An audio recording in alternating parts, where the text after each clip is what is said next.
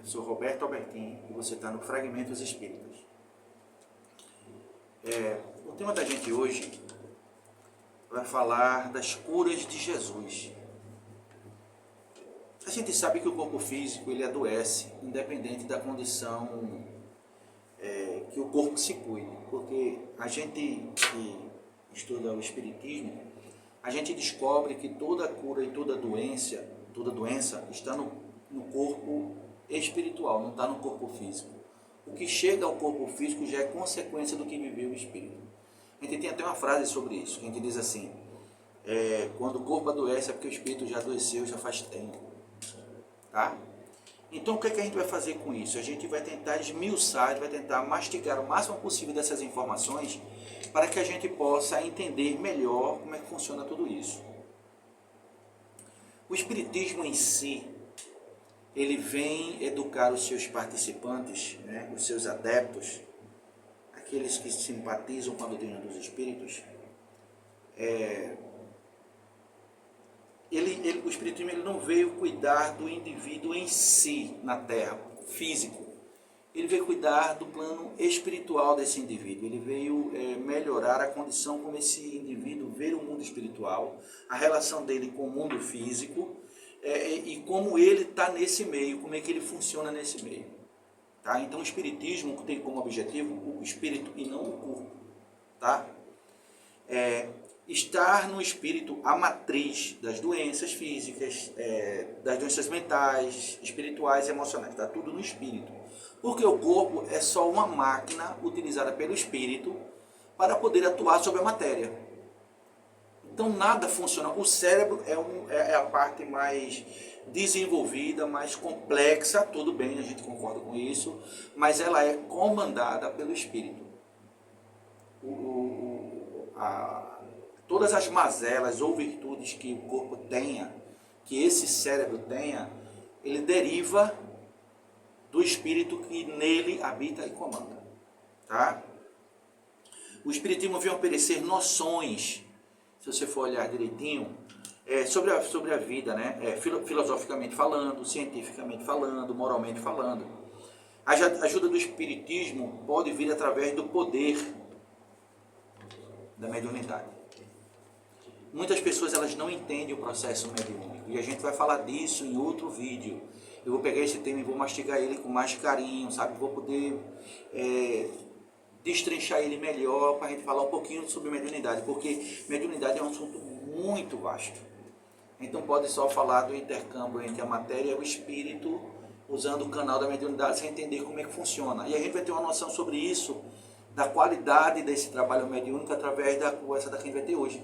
Hoje a gente vai fazer algumas perguntinhas sobre isso. Tá?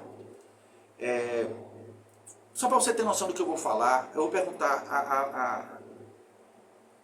a todo mundo, mas em potencial, aquele que trabalha com o campo mediúnico. Qual a quantidade é sua e qual é a quantidade da espiritualidade nesse seu trabalho? Em qual parte de todo esse trabalho é diretamente responsabilidade sua? Em que parte você é imprescindível para que aconteça? De que forma você consegue trabalhar dentro do campo mediúnico? Qual a qualidade do seu trabalho? Qual o tipo de fluido que você usa? Em que momento você está usando determinado fluido e se virou para outro fluido? Qual foi e serve para quê? Como é que ele funciona dentro do teu corpo? Como é que ele funciona dentro da tua mente? Como é que ele funciona no ambiente? Sabe? Para falar a verdade, a gente não tem uma noção disso. A gente tem a noção de que a comunicação exige do médium uma qualidade moral, quer dizer, um esforço para que ele se torne a pessoa mais reta possível, para que possa atrair como o melhor instrumento, o melhor tipo de entidade possível, para que aquele trabalho tenha a melhor qualidade possível. Mas intrinsecamente saber como é que todos esses mecanismos funcionam, a gente não tem como saber, é muito complexo. Porque na verdade, nós somos fios, somos tubos de passagem dessas energias, desses fluidos terapêuticos, dessas mensagens, sabe, dessas emoções causadas pelos espíritos, né? Tudo é feito e ministrado pela espiritualidade. Tudo é feito e ministrado. Nós somos como se fosse uma batedeira, um exemplo. Então, a espiritualidade é quem vem e faz essa batedeira funcionar.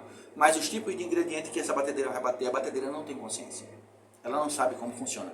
Ela só liga e desliga no momento oportuno para aquele trabalho, que é os processos mediúnicos que acontecem quando o médium ainda não sabe controlar os impulsos que ele recebe, as comunicações, ele não domina, ele não tem a mediunidade educada. Quando ele consegue fazer isso, ele facilita a vida do trabalhador, que é a espiritualidade maior. Por isso ele precisa estudar muito, por isso que o médium precisa fazer os trabalhos mediúnicos, ele precisa participar das reuniões, ele precisa ser uma pessoa que procura o máximo possível ter a sua moralidade exaltada, no sentido de que ele pratique o bem, para que ele deixe a hipocrisia de lado, para que ele seja uma pessoa que se renovou dentro da sua transformação, dentro da casa espírita, e principalmente fora dela. Tá? Ele tem que ter uma conduta moral satisfatória, pelo menos minimamente satisfatória, para poder trabalhar da forma correta, juntamente com a espiritualidade maior, porque médios desequilibrados pelo mundo nós temos aos tudo direito. Agora, aqueles que são confiáveis, usando o exemplo máximo que nós temos até hoje, Chico Xavier, quantos? Todas as casas têm médiuns, excelentíssimos, mas qual deles está no livro do Chico Xavier? Por exemplo. Entendeu? Então é muito complexo, isso exige muito do trabalhador, exige muita renúncia. A necessidade do estudo facilita demais. Existe uma coisa chamada intuição, existe uma coisa chamada inspiração. Intuição é quando você já tem o conhecimento, você leu, você vivenciou, você viu, ouviu, e a espiritualidade, num determinado momento do seu trabalho mediúnico, pega aquela informação que está guardada lá no teu subconsciente e traz à tona para que você utilize ela naquele momento. Você foi intuído a usar aquele conhecimento. Inspiração é quando você não tem noção nenhuma sobre aquele assunto e você é direcionado a falar sobre aquilo, você dá mensagem sobre aquele assunto e você nunca nem viu falar daquele assunto. Um exemplo, um médium que é semi-analfabeto, Chico Xavier, que falava sobre física quântica, sobre ectoplasma, sobre vidas passadas, sobre transcomunicação. Chico nunca teve oportunidade de estudo, Chico teve até a 4ª série. Então assim, você pegar, ali era muita inspiração, quem fazia tudo era a espiritualidade. Como é que ele ia dar a mensagem dos filhos que estavam nas salas querendo falar com as mães, se ele não conhecia as mães, não conhecia os pais, não conhecia os filhos, e ele conseguia dar detalhes minuciosos da relação desses parentes nas suas cartas psicografadas.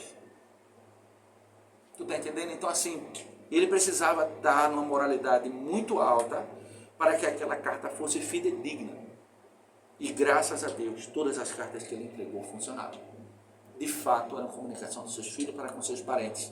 Independente dos parentes aceitarem ou não, a espiritualidade fez a parte dele e Chico conseguiu fazer a dele também. Então você começa a entender o quão é importante a moralidade do indivíduo na sua comunicação como médium e principalmente na sua vida física, porque a gente está falando das curas de Jesus aqui, né? O centro trabalha doando fluidos que podem ser curadores. Você começa a frequentar o centro, você pode ver que toda aquela pessoa que frequenta o centro, que faz parte dos estudos, que está sempre ali ajudando nas tarefas do centro, que faz o seu evangelho no lar, são pessoas que dificilmente adoecem fisicamente. Tem uma gripe aqui, claro, mas é uma coisa de um dia, 2, sabe? Vai ter pessoas que vai ter câncer, vai ter pessoas que vai ter Alzheimer, vai ter pessoas que... Mas isso é porque existe uma coisa chamada resgate. Ele precisa passar pela situação. Mas naturalmente, aquelas doenças que são muito comuns nos ambientes populares, onde a maioria da população que não está em conluio com o Evangelho, pegam essas doenças, aqueles que estão voltados para o Evangelho, não estou falando de espírito, estou falando daquele que está voltado para o bem, aquele que está de mãos dadas com Cristo, aquele que pratica o Evangelho da sua forma, dentro da sua fé, pode ser católico, protestante, umbanda, budista, seja lá o que for, ele dificilmente adoece. Tá? Como é que acontece tudo isso? A espiritualidade recolhe os fluidos dos médios e junta com os deles, fazendo esse encaminhamento de forma perispiritual. E quem recebe é o perispírito e não o corpo, esses fluidos. A espiritualidade vai lá, pega os frutos que é solto pelo médium, das plantas que estão perto, vai buscar em lugares distantes, no mar, né, nas florestas, pega aquilo ali, trabalha, eles sabem como fazer isso, e canalizam diretamente para o espírito, não para o corpo físico. Curar o corpo é consequência da cura do espírito. Por isso muitas pessoas vão para os centros espíritas à procura da cura da doença física e muitas vezes não conseguem, porque não houve reforma íntima, não houve reforma moral, não houve uma mudança, uma transformação daquele que está precisando do medicamento. E a gente vai ver um pouquinho lá na frente o porquê disso, tá? Um dos mecanismos de você levar sempre o medicamento consigo para o espírito, mesmo quando você não está dentro da casa espírita, mesmo quando você não está dentro da sua igreja católica, mesmo quando você não está dentro da sua igreja protestante, é a água fluidificada, que é a água medicamentosa, que a espiritualidade coloca os fluidos dentro, e você vai tomando durante a semana. Vai tomando aqueles pouquinhos, 2 vezes, 3 vezes por dia, durante uma semana. Naquela dia que você for de novo, você vai lá, fluidifica outra garrafinha, aí passa a semana todinha tomando de novo, sabe? Aí você fica nessa, e você vai mantendo essa energia, o equilíbrio dessas energias no teu corpo físico, tá? Se a gente for olhar os textos bíblicos, né, me foi passado que Jesus curou 38 pessoas. Dos 30 aos 33. Assim que é descrito lá, claro que teve muito mais, mas que não foram colocados dentro dos textos bíblicos, mas que estão nos textos bíblicos foram 38. Já nós, médios, achamos que devemos curar o mundo. A gente não tem capacidade para isso. A gente fez um acordo com a espiritualidade maior, a gente fez um acordo com a lei divina para vir com a capacidade mediúnica, para ajudar o máximo de pessoas que nós prejudicamos no passado. Essas pessoas que hoje batem a nossa porta no trabalho mediúnico, no mundo espiritual ou no mundo físico, elas são pessoas que nós deixamos elas daquela forma. Por isso que a gente precisa vir como médico, de alguma forma, mediúnica, para ajudar. Uns com a palavra, outros com o fluido através do passe, outros com a cura, como médium de cura. Uns levando o alimento fluidificado na distribuição dos alimentos de sopa, cestas básicas, quentinhas, seja lá o alimento que for dado dentro da instituição para aquelas pessoas vão cheias de fluidos, porque os médiuns ali trabalham. E a espiritualidade também está ali trabalhando, fluidificando aqueles alimentos para que todos recebam os medicamentos necessários. Nada acontece de graça. Nada. E nós devemos ser, no mínimo, instrumentos menos enferrujados para que tudo flua da melhor forma possível. Aí eu pergunto, quem busca a cura dentro da casa espírita, num hospital particular ou público, dentro de casa com seus familiares, de fato está em sintonia com essa cura? O cara quer de fato ficar bom dessa doença, a gente vai ver alguns exemplos. Ele está concentrado naquilo, ele está disposto, ele sabe avaliar, ele ora em relação a isso. Um exemplo, a pessoa ela é alcoólatra e ela sofre com as consequências desse alcoolismo. Tem dores pelo corpo, tem dores no fígado não, que o fígado não dói, mas no rim, um exemplo, tem dores no rim, tem dor no estômago, tem muito problema de esôfago, mas ele está preocupado de fato em se curar ou ele só quer melhorar para voltar a beber. Entendeu agora? A gente tem que ter cuidado com aquilo que a gente busca. Se eu estou buscando cura, eu preciso melhorar a razão da doença e não combater os sintomas. A gente busca, de fato, combater sintomas da doença, quando a gente deveria estar curando a alma. Aí não teria nem consequência disso. Mas a gente ainda não está preparado para trabalhar dessa forma. E a gente erra infantilmente nesse campo. Que fique bem claro isso, a gente não está preparado muitas vezes. Aqueles que estão conseguem, de fato, essa mudança, essa transformação e essa cura. Todo aquele que passou por uma doença muito severa estava curando o perispírito, não era o corpo, era o perispírito. E muitos, o corpo físico não resiste a esse tratamento do perispírito e a pessoa chega a falecer dessa doença. Câncer, AIDS, Alzheimer e assim se vai. Muitas e muitas e muitas doenças que são, infelizmente, ainda incuráveis pela conduta dos indivíduos tiveram e que teve como consequência essas doenças. Eu me coloco nessa situação, qualquer um de nós pode se colocar nessa situação, tá? Porque a gente é falho. Querendo ou não, a gente é falho.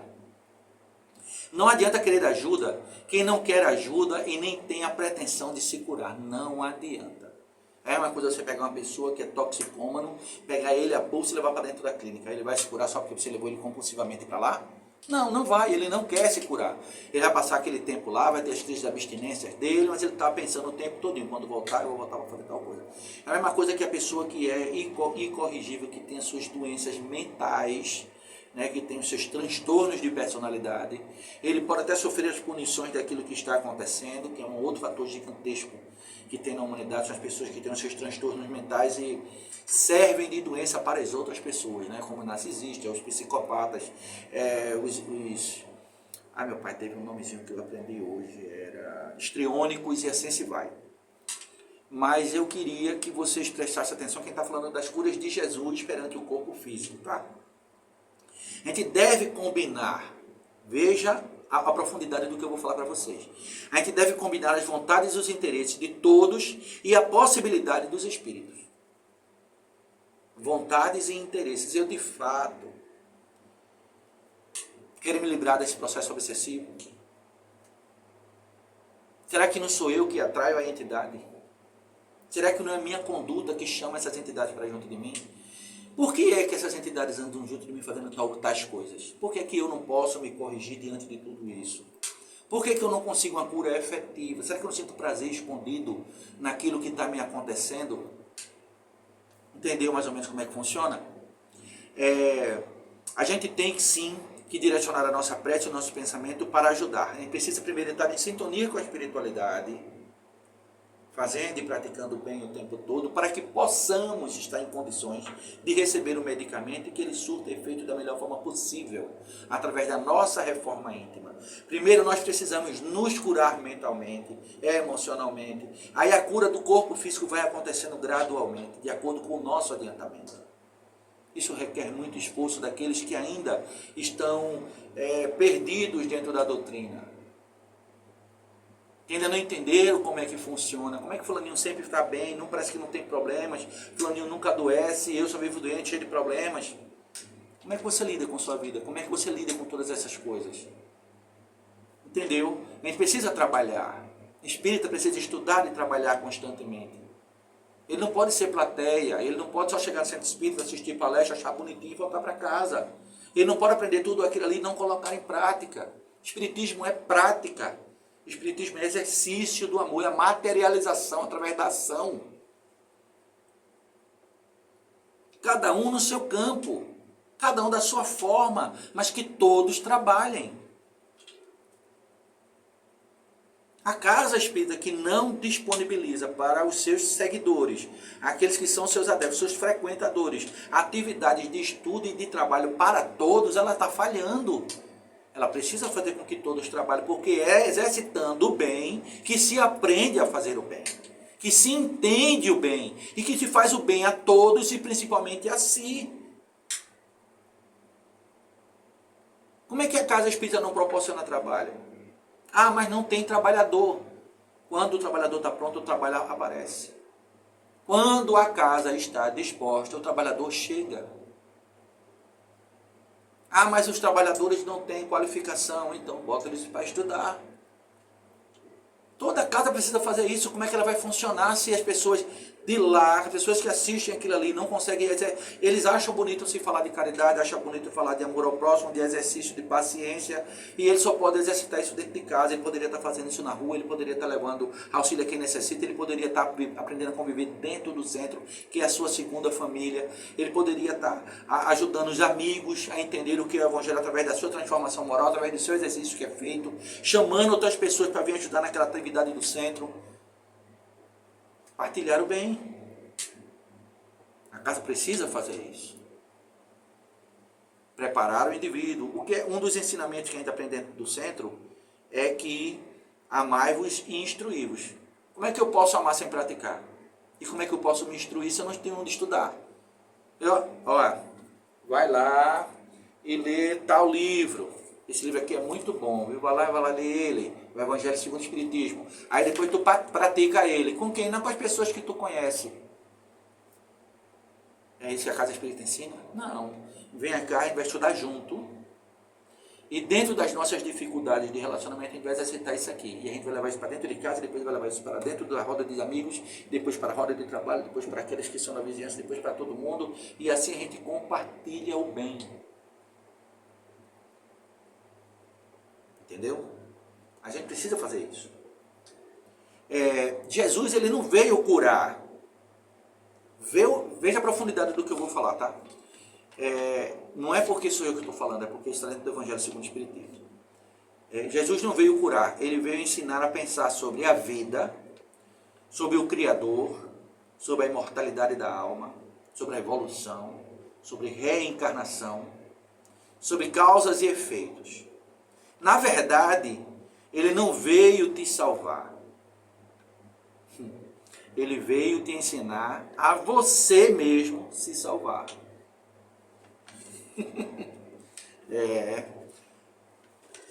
A lapada é grande, meu amigo. A lapada é grande.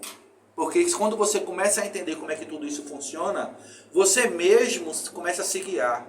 Você mesmo começa a evitar determinados amigos, a determinados comportamentos, a determinada forma de pensar, a determinada forma de agir, aquilo que se fala, aquilo que não se fala, você começa a evitar determinadas coisas.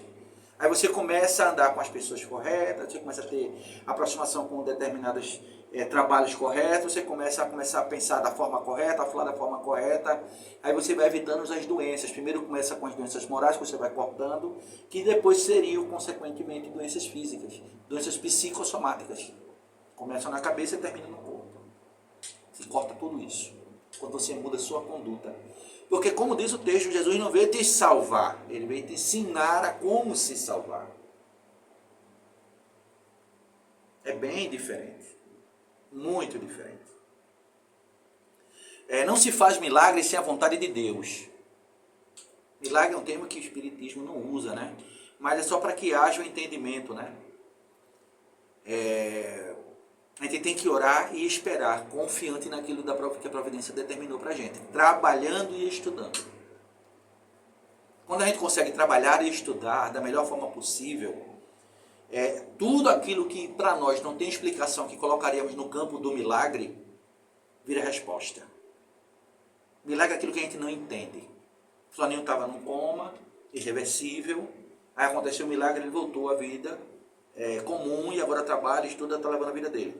Não, isso não foi um milagre, isso é um merecimento. Aconteceu e com o tempo a gente começa a descobrir que aquilo ali foi um merecimento, que aquilo ali é um processo reencarnatório, ele precisava passar por aquele processo, mas ele aconteceu isso aí.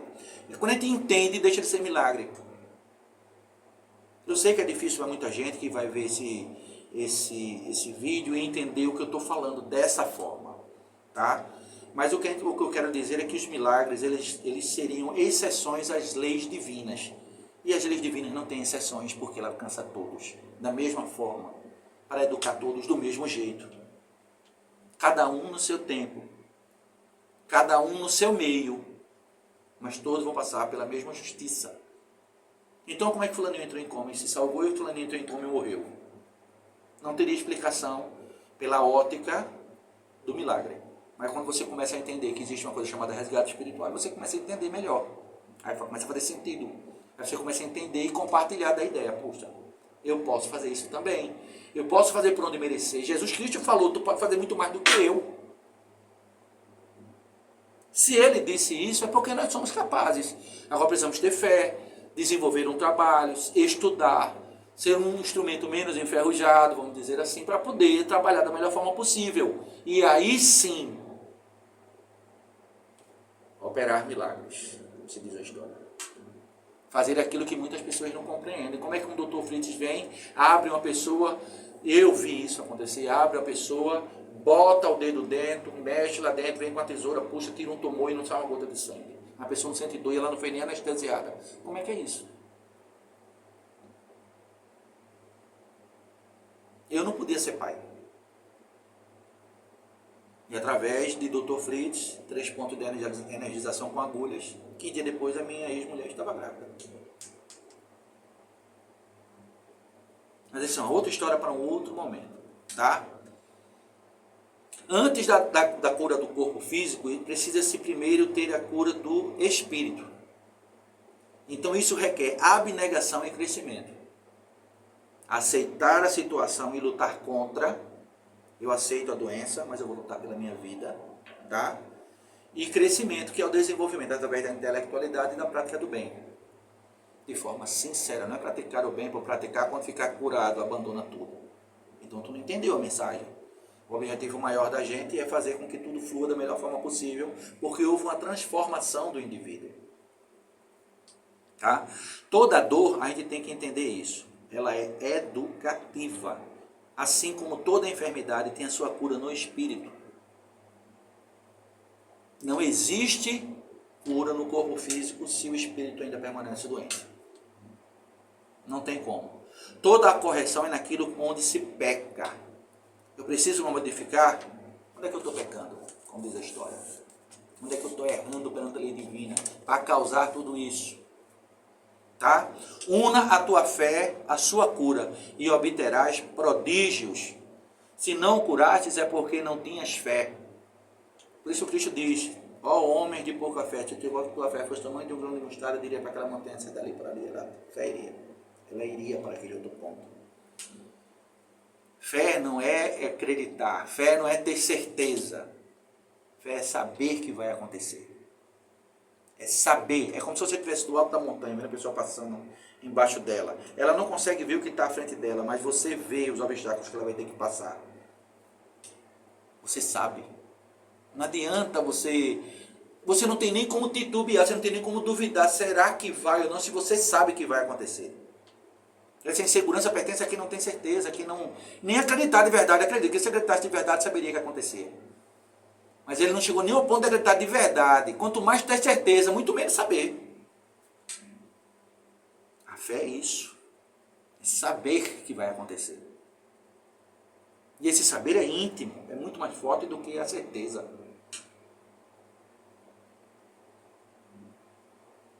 Pergunte-se: eu quero estar curado? Se viu curado? Você se vê curado de qualquer coisa? Eu quero parar de beber, quero parar de fumar, eu quero controlar o ímpeto do sexo, eu quero controlar o ímpeto do jogo, eu quero ser uma pessoa mais paciente. Se projete, se veja desse jeito, plasme isso, sabe? Guardai-vos de dizer isso a alguém. Lembra, teve um momento que o Cristo estava num tanque e tem um paraplégico. E ele pergunta, né?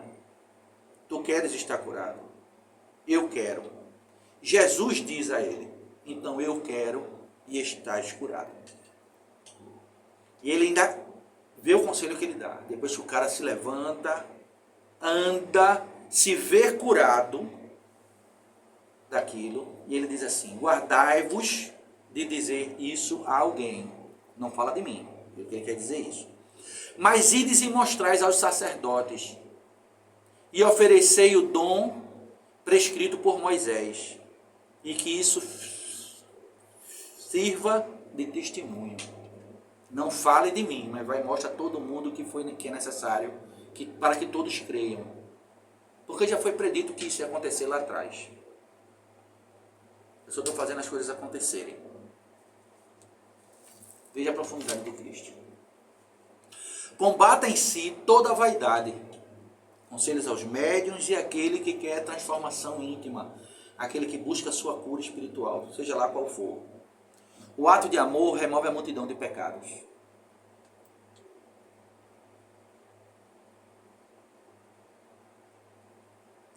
Tem uma passagem de Mateus, que lembrei agora, que simboliza muito bem isso.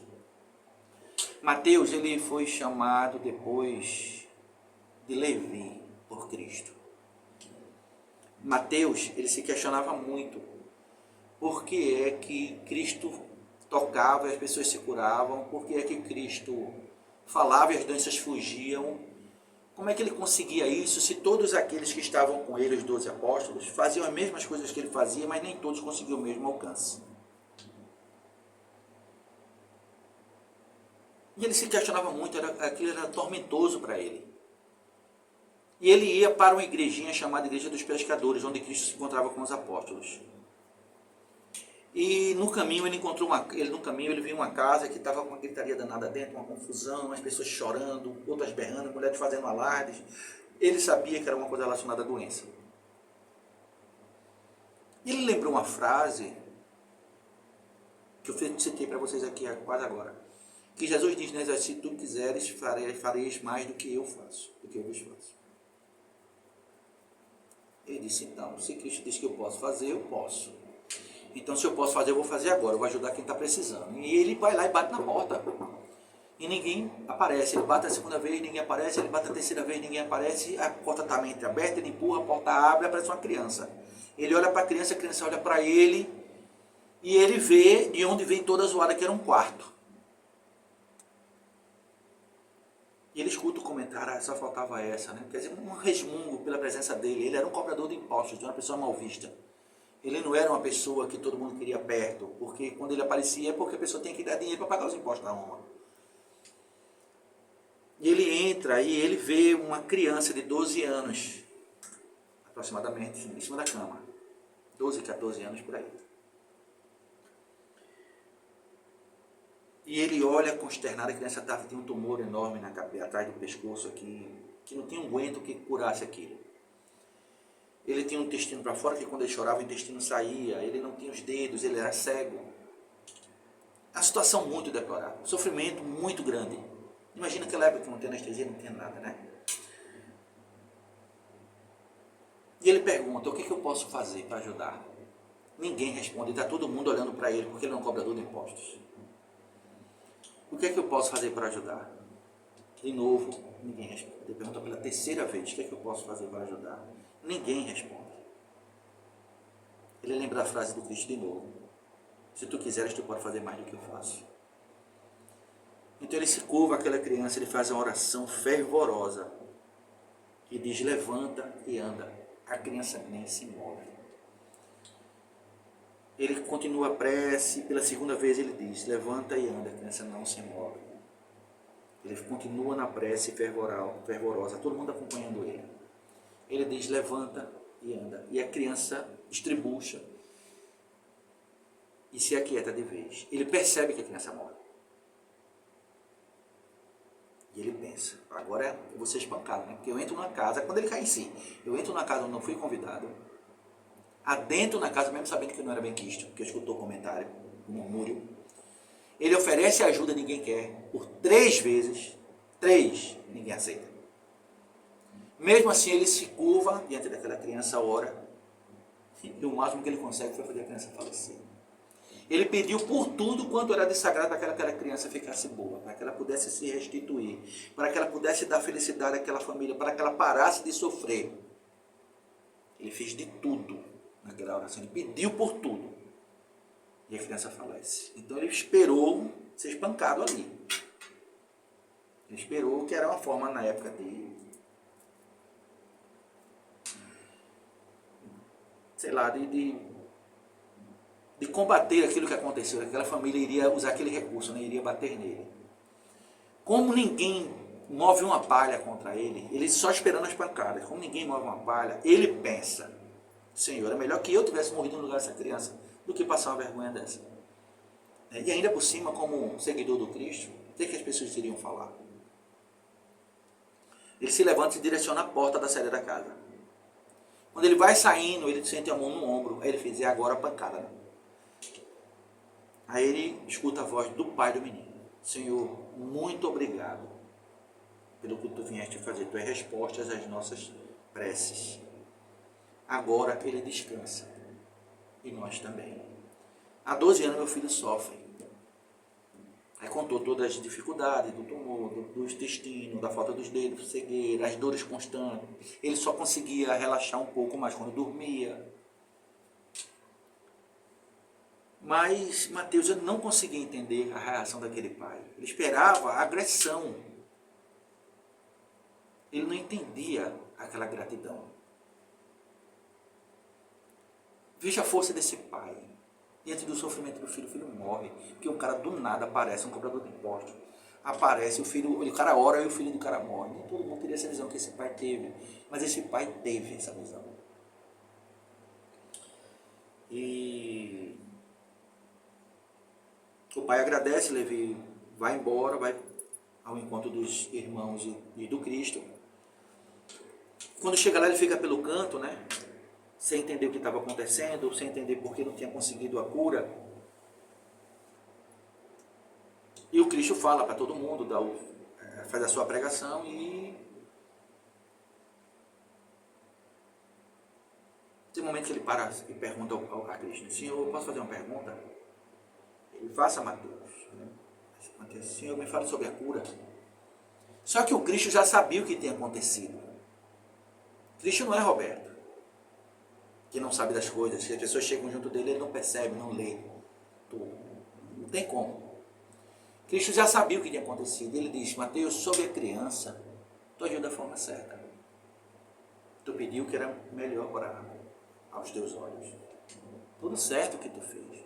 Tu só esqueceu um detalhe: que antes que fosse feita a tua vontade, fosse feita a vontade de Deus. E foi feita a vontade divina.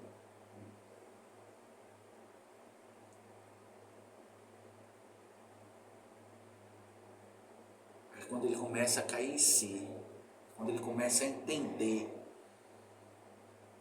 mesmo assim ainda cheio de dúvidas, por que ele não conseguiu curar? Gente, independente do resultado, e é muito difícil dizer isso agora, porque pode ter pessoas que estejam doentes e tenham medo das respostas. Mas antes que façam os teus pedidos, peça que seja feita a vontade de Deus. Eu não sei se eu teria essa coragem de fazer esse pedido, sabendo que um filho meu poderia depender dessa resposta. E essa resposta muitas vezes pode não satisfazer a minha vontade como pai de vê-la curada. Eu posso pensar naquele momento, no meu egoísmo, como Mateus pensou, que queria, pela ótica dele, que a criança ficasse curada, mas esquecendo que era necessário que fosse feita a vontade de Deus para aquela criança poder descansar, para aquela família poder descansar. Para o bem de todos, naquele momento do desenlace. É para o bem de todos. Eu não sei se eu, na condição de Roberto, teria essa capacidade daquele pai. Eu não sei se eu teria aquela capacidade que Mateus teve, de ter coragem de entrar. E mesmo assim, mesmo sem ter os recursos necessários, tentar ajudar da melhor forma possível. Toda cura vem de Cristo. Toda cura vem para o espírito, não para o corpo. Então se transforme para que seu corpo esteja sempre saudável, para que você seja um instrumento melhor. Ficamos por aqui e que a paz do Filho e o amor do Pai nos envolva hoje, agora e sempre.